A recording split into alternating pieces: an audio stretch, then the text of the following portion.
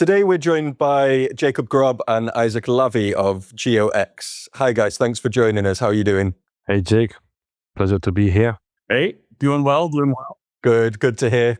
So I guess to get started, would you guys mind giving me a quick introduction into yourselves, your backgrounds, and then a bit of an overview of GeoX's mission and where it sits within the insurance data landscape? Yeah, for sure. So my name is Izik. I'm CEO of GeoX. I think to explain what it is GeoX and how we became what we are today is we need to go back like 15 years ago when I just entered into the geospatial area. I'm leading the technology team in the intelligence scope, and one of the challenge that we had is lack of property information to make critical decisions and working on very large scale perspectives. And this is exactly what we do in GeoX. I'm Jacob Grob. I've been in the insurance space selling data to insurance companies for 20 years. 12 of that was at CoreLogic. A lot of building characteristics there, right? When I joined CoreLogic, they were part of First American. They spun off and started just buying all sorts of data companies. So you look at RiskMeter, which is a lot of deterministic risk scores, EquiCat, which is cat modeling, Marshall Swift Beck, which was replacement cost. And so really exposure to kind of all of these different pieces and parts of the insurance, underwriting ecosystem. And as time went on, there's a certain set of data attributes that there's just a blind spot in the market for, and that really is what led me to looking at computer vision and data extraction through that. And GeoX is just such a natural fit. They have been doing this since 2008, are absolute leaders in Australia, where they built and scaled up, in Japan, where precision is absolutely key. And they're coming into the US now with a very mature product, and one that can deal with problems at scale. When I look at us compared to kind of the other players out there, the other players are much more focused on high touch underwriting, if you will, where you want to sit down and, dissect a high res image, right? Where you have somebody touching and feeling every single one of those policies.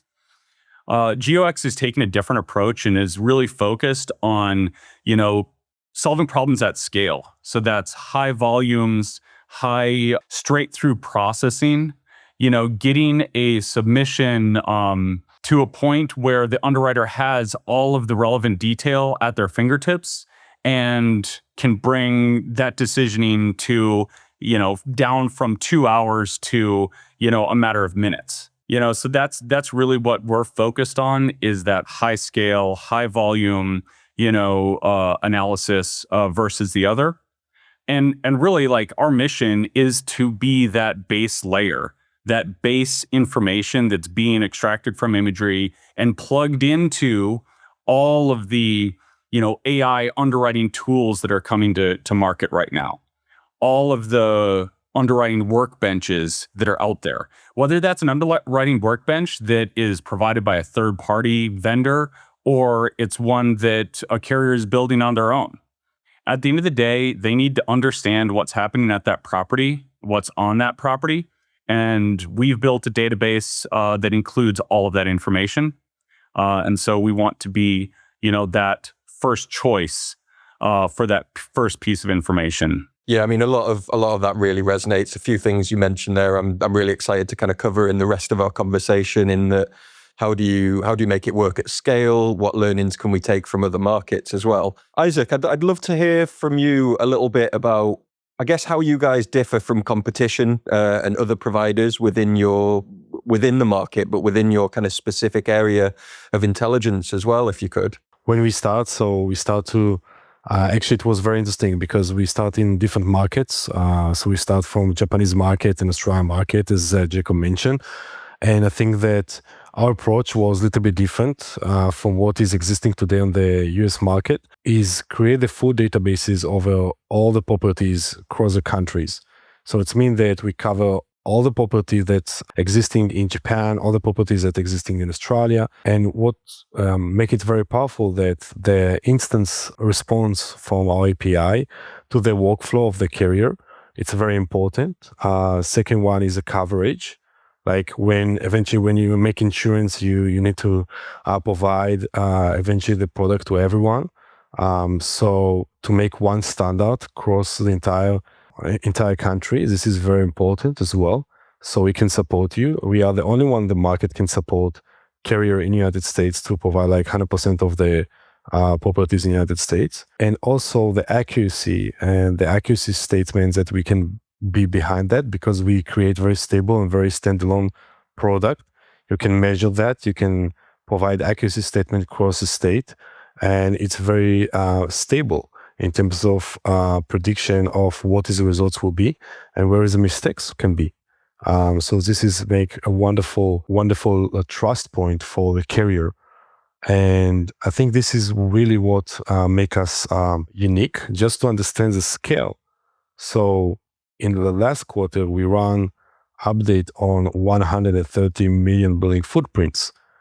To compare to what is right now in the market, our competitors can update around 90 million building footprint nationwide for the entire year once. When we, in one quarter, running 130 million properties in average.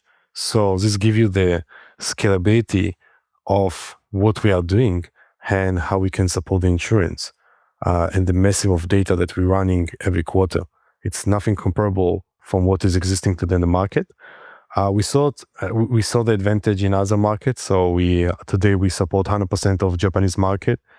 We support almost 100% of Australian market. Also 3 out of the 4 biggest banks, for example, infrastructure companies, governments, and etc. And eventually it's only about the time when we will be 100% of US market. So this is our mission, to be standard geospatial insights for every carrier to make the right decisions and with accurate and trusted insights for their needs. So it can go from building data, roof data. It can go to the defensible space, environmental informations, and more. So this is our specialty, and this is eventually what we want to provide, one API key or platform that can serve all the appetite of the insurance carrier from the geospatial area. Brilliant, thank you. And yeah, I think there's a kind of key theme that's touched on there, in that you need all the context, you need all the data and all the coverage, but you also need to balance that with, I guess, human capacity. Like, how do you make it usable to, as you mentioned, Jacob, to avoid that super high touch underwriting? And I guess building off a couple of the points in kind of both of your responses there. So some markets, they're forced to live with natural catastrophe far more often and more severely than others. And you touched on Japan and Australia. So do markets under the most pressure end up further ahead in how they understand and use property data? And is there anything that they've worked out that the rest of the industry perhaps hasn't had to confront yet? Absolutely. There's no question about that. And maybe this comes from a little bit of bias about myself, because I've worked in the Florida market for most of my career.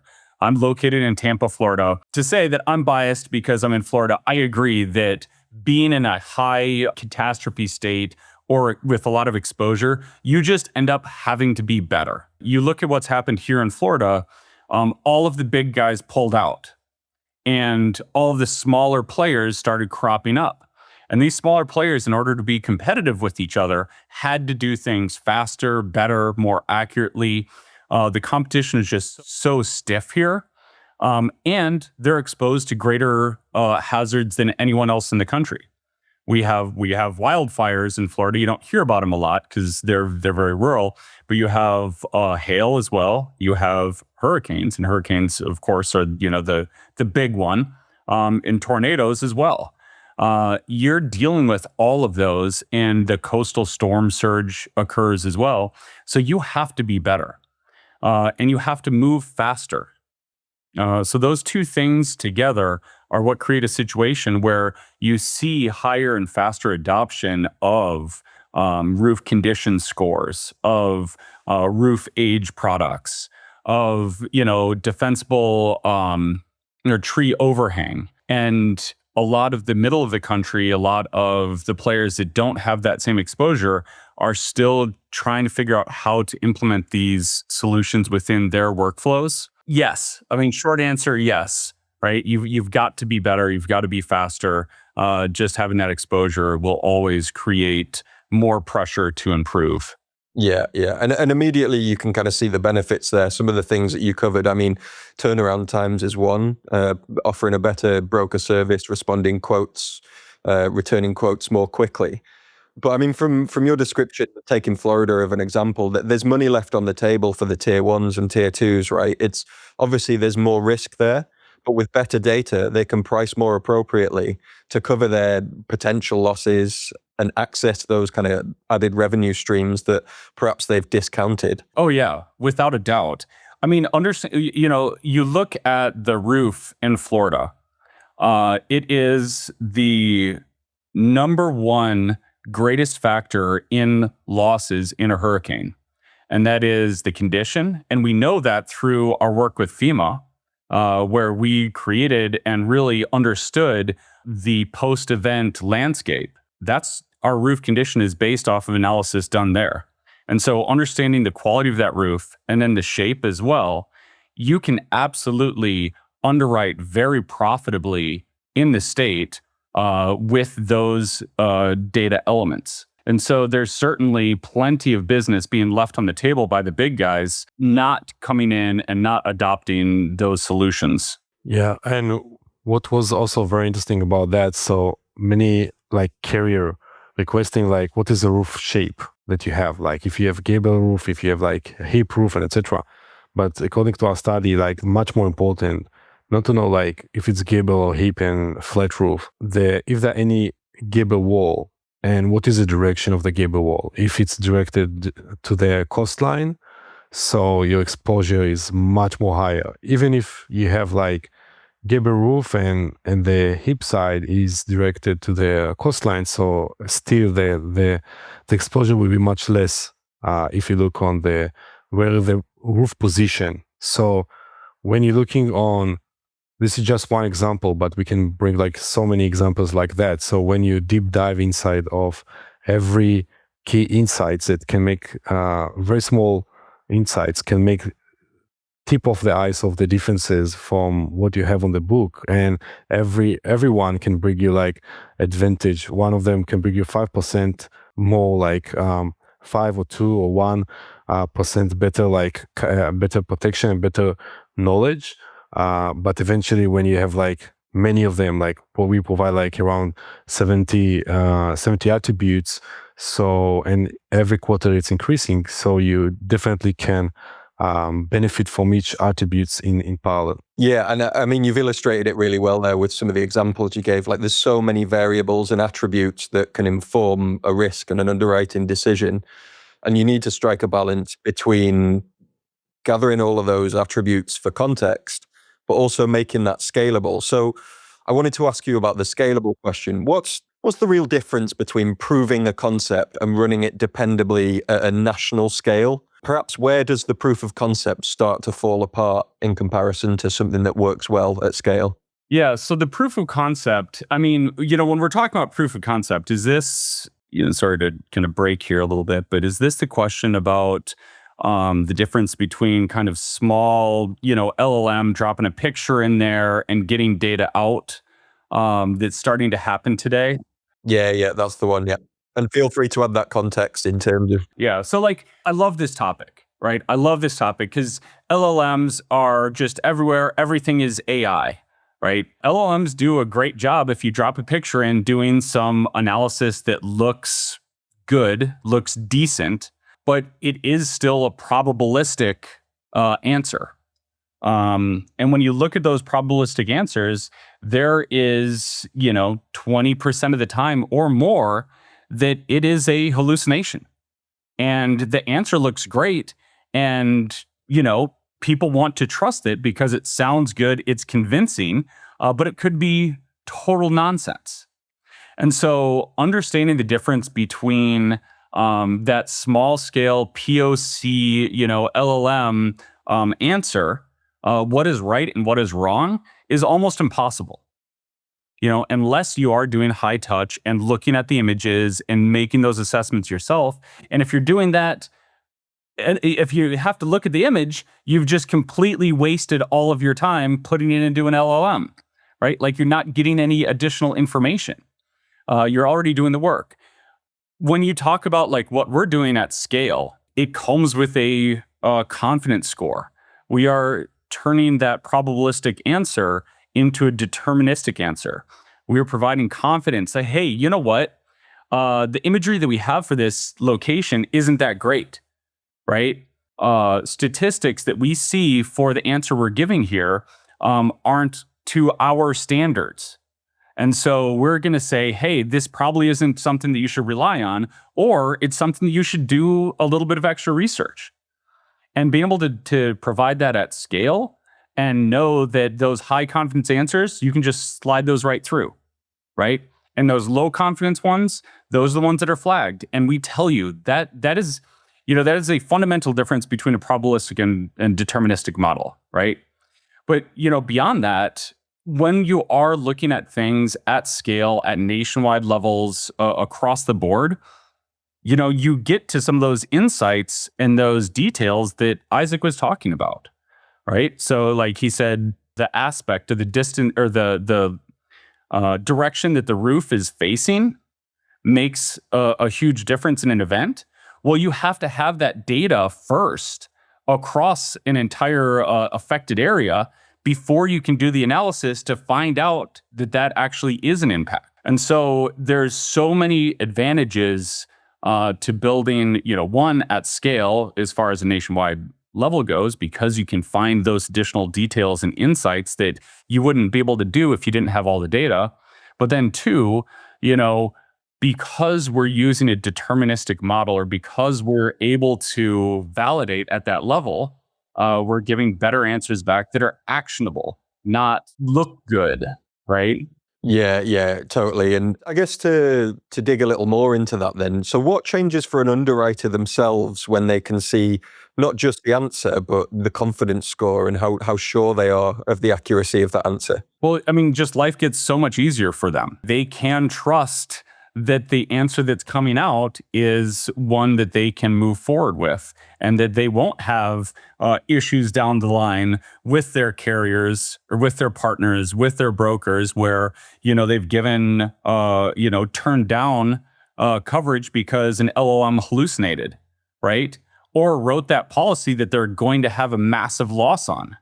Like that uncertainty, not knowing for sure that the answer that's coming out is, the level of stress that you have when you're writing a policy that's worth, millions of dollars, or writing hundreds of thousands of policies that add up to that, knowing that the data is correct, that you can trust the answers that you are using and being flagged for those that you aren't, are accurate. Yeah, I also would like to add that eventually our main goal is to provide a superpower for the underwriters. So this is our main goal as at the company.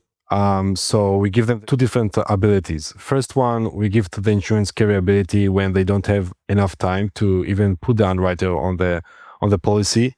And this is happen very often, especially on the PI side, like personal line, and also on the SME side, like small, medium commercial enterprises. So what we see that the underwriters don't even touch on these policies at all. So the carrier need to figure out like how I make it automated, how I can trust on the data. And this is exactly when we are popping up and the carrier say, okay, now I have like GeoX data, so I can trust on that and I can like automated policies.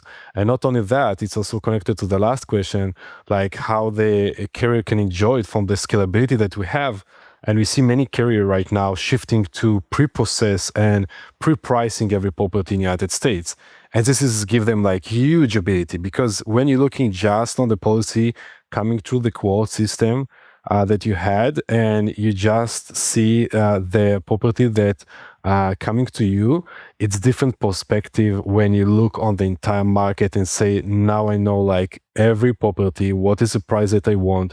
It's helping you also to manage the marketing side. It's helping you to manage the sales side. It's help you to make better decisions, and how you spread your exposure, how you manage your book, and everything make much more sense from your side, and you're not surprised at all.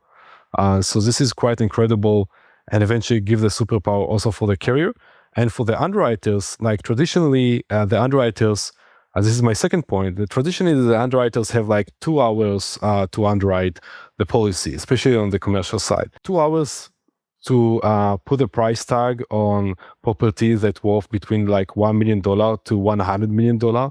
It's almost impossible. So eventually you have to understand where immediately, when you have the weaknesses of this property, when you have the strongest point of this property, you have to understand everything immediately, so you can actually invest these 2 hours on to make the right decision and to select much better the policies that you want and don't want, and what is the right pricing.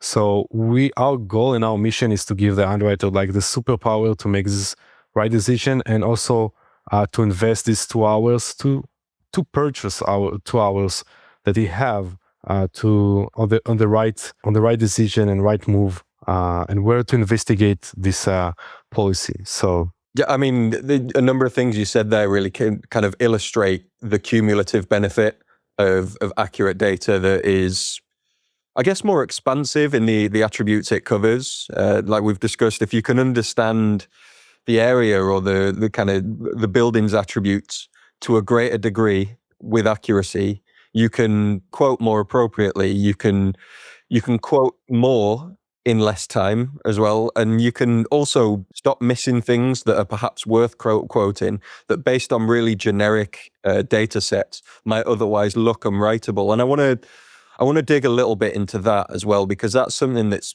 probably less discussed than the other points we've covered. There are whole areas and perils that carriers treat as effectively unwritable, and they blanket them out of appetite. What are the specific factors that would tell you that a location inside one of those zones has perhaps moved to being safer and in appetite?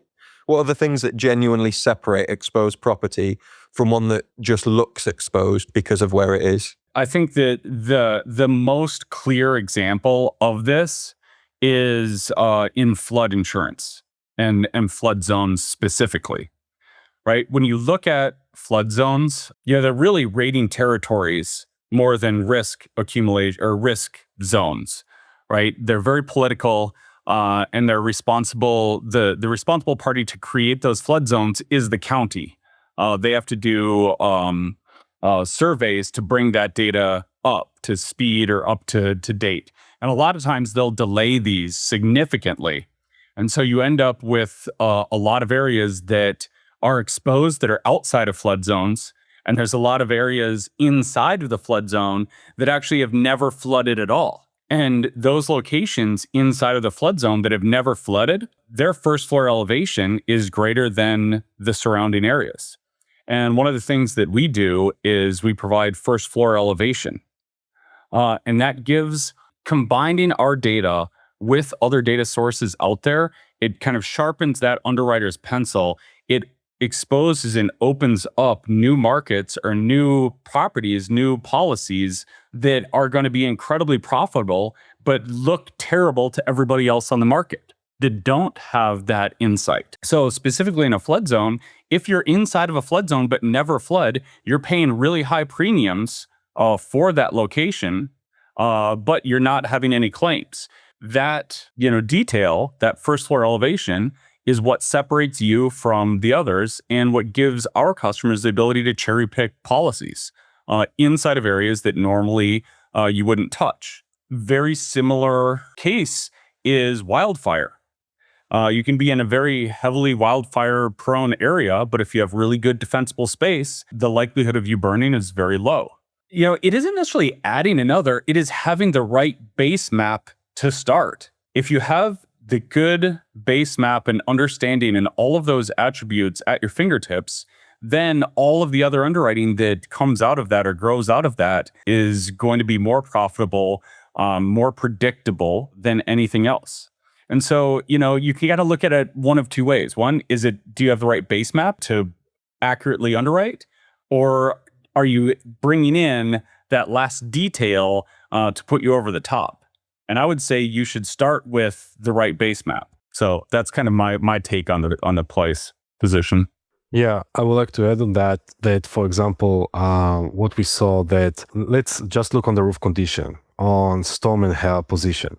So we can determine like all the roof condition evidence and what is the damages and what is the roof condition score that we provide.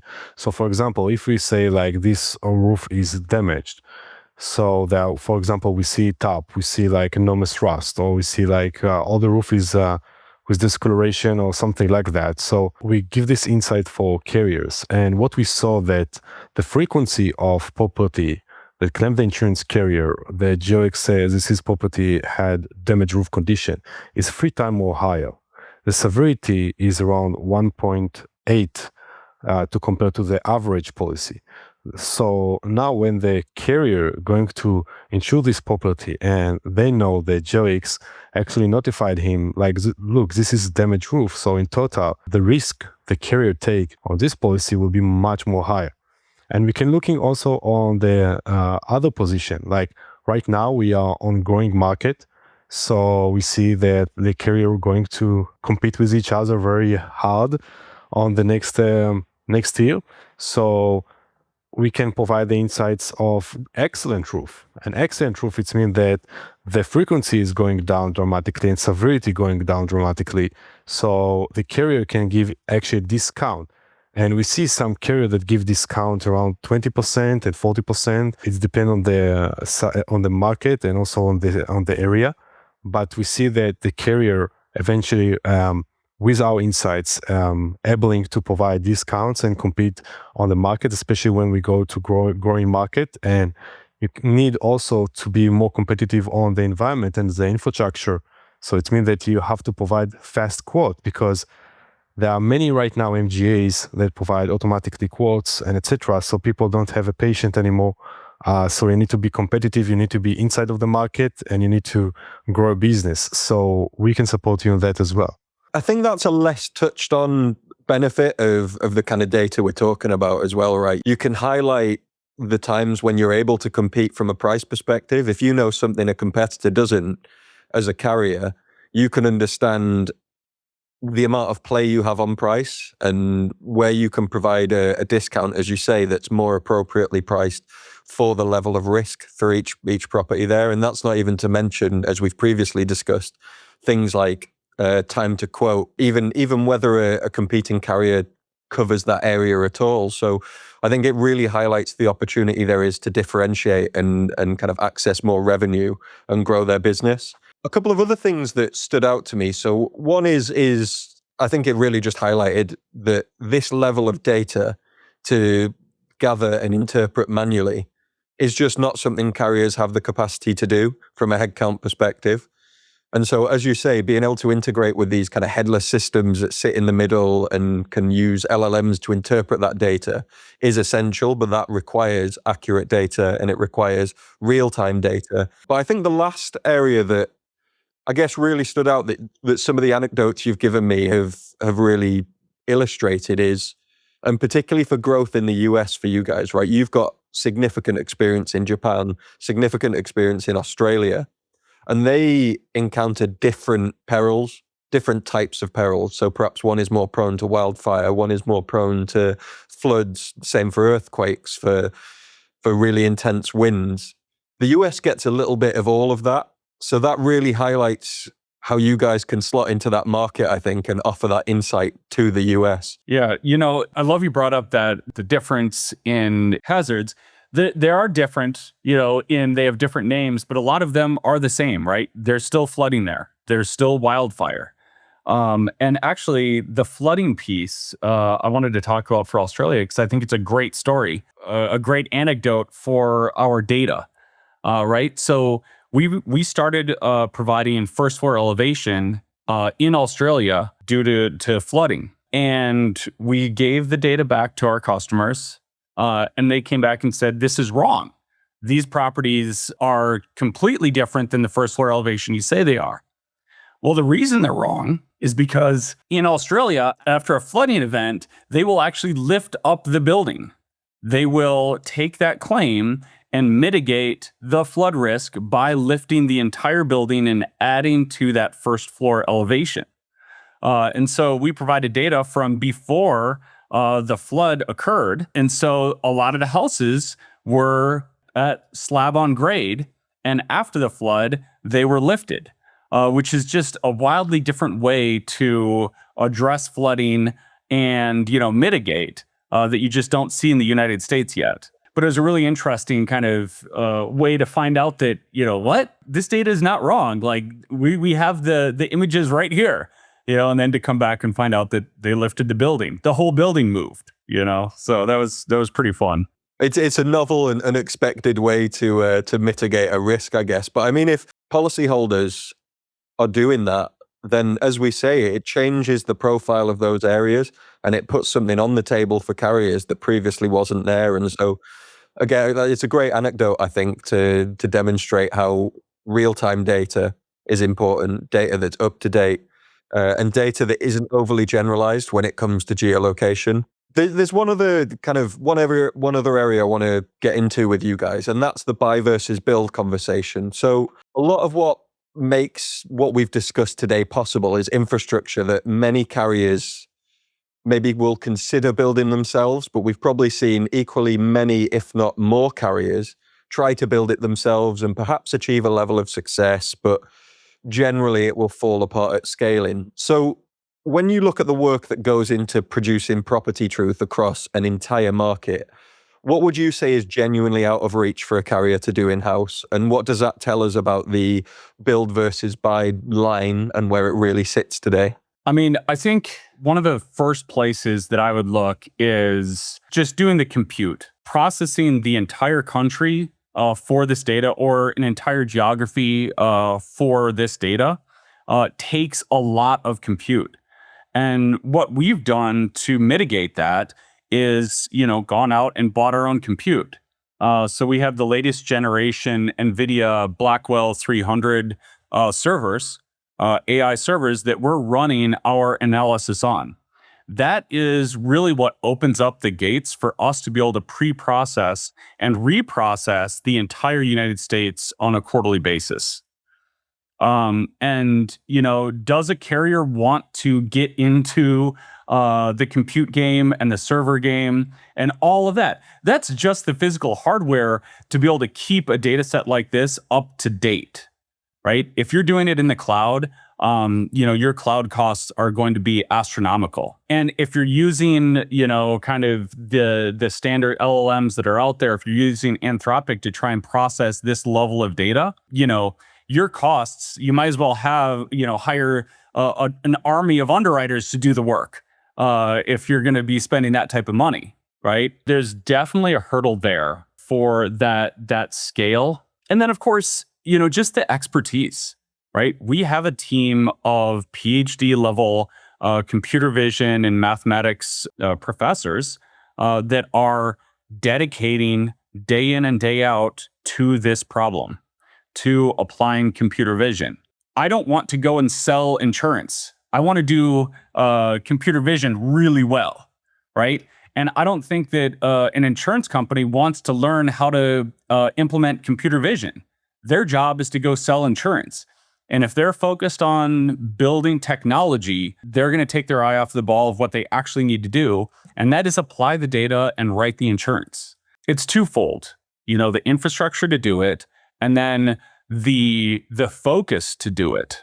You're absolutely right. And I think that's the funny part of that actually the carrier that try to develop these models, especially the roof condition models, they are the most appreciated one. So eventually our best clients that give us always feedback, appreciate our work and etc. This is the same carrier that try to develop these models by themselves and eventually they switch to us. So this is very funny part. And I think that eventually when I tried to investigate it, like why they try to, what was the reason behind it? Like you're selling insurance, why you need to jump into the computer vision and to build the entire infrastructure of AI and LLM models and etc. So what you find out that many carrier afraiding that our models is not fit their appetite. Like this is the reason why I think, like when I investigate and I ask many carriers why they develop by themselves, this is the most common one. And this is exactly when we decide that we have to provide the evidence behind our score. We have to provide the material data. Like if you say this roof is very bad, so we need to give the reason. So until today, no one is giving the reason to carriers like, okay, this damaged roof, this bad, etc. So they used to just receive like the score from the provider and no one talk with them like, what is the reasoning behind it? So with our data, we enable to them not only to see the reason, but also to customize that. So for example, one carrier say, if it's concrete roof, I don't care what is the damage that happened, just if it's, for example, tap on the roof maybe. Or for example, if there are any huge rust on the roof and etc. Or if it's concrete, so huge ponding, but when you can see the damage on the roof, and carrier can actually play with that and play with the score and decide if they want to customize that, because eventually every carrier know what is the right to him, to himself, and how to customize the roof condition, how to customize the attributes, how to digest the data to the right fit. And we enable to carrier actually do that. And this is why our best client actually is a carrier that try to develop that, invest huge amount of years and money, and eventually just consume from us today the data, and they appreciate that more than anyone else. Yeah. I mean, that makes total sense. The carrier that has tried to do it themselves and realized how difficult it is, but also realized the value of it, are kind of the most appreciative of what you guys provide. And yeah, the cost of compute versus the expertise, again, when you put it that way, it's so intuitive, isn't it? There's no economies of scale for a carrier in producing that kind of thing. They're going to create it and they're going to use it for their own needs. You guys being in the position you're in as a vendor and a provider, you can create it with all carriers in mind, which means that it instantly kind of has more potential ROI.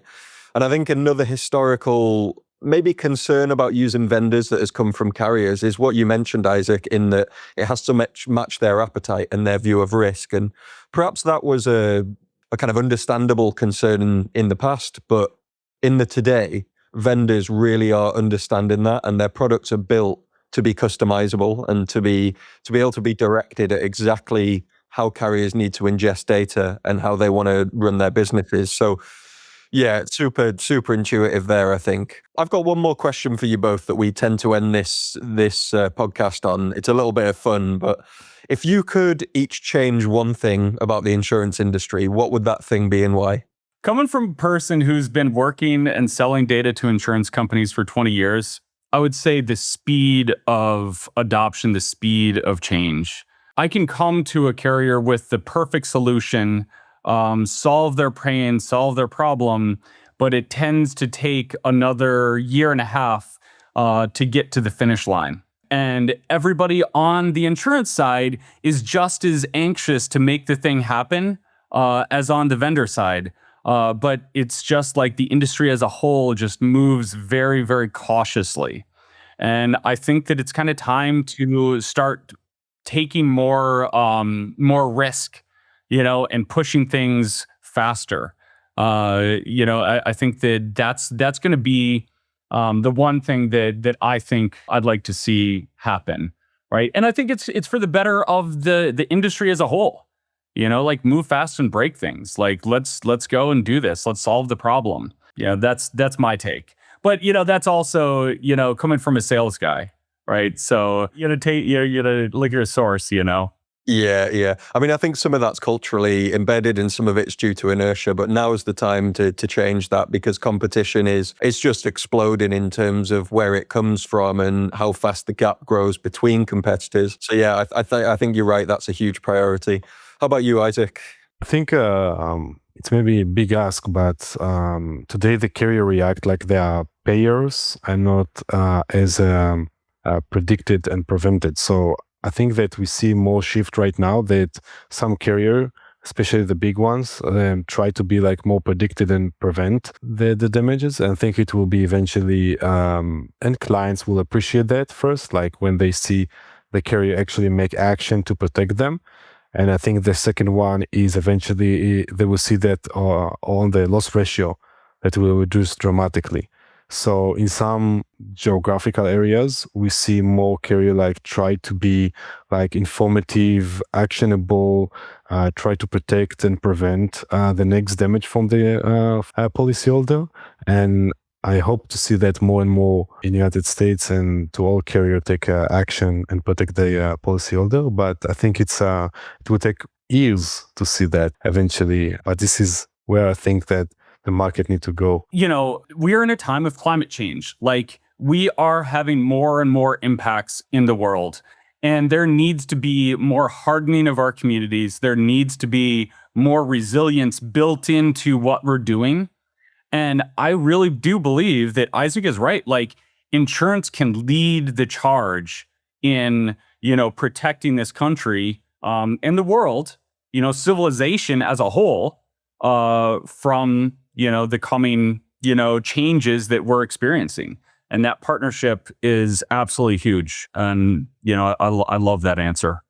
Yeah, it's a great answer. It's a win-win-win if we can be more proactive around mitigating loss in that way, both from a financial perspective, but also from an impact in the lives of others and from an economical scale perspective. From my experience, I think the line of business that's doing that best at the minute is cyber.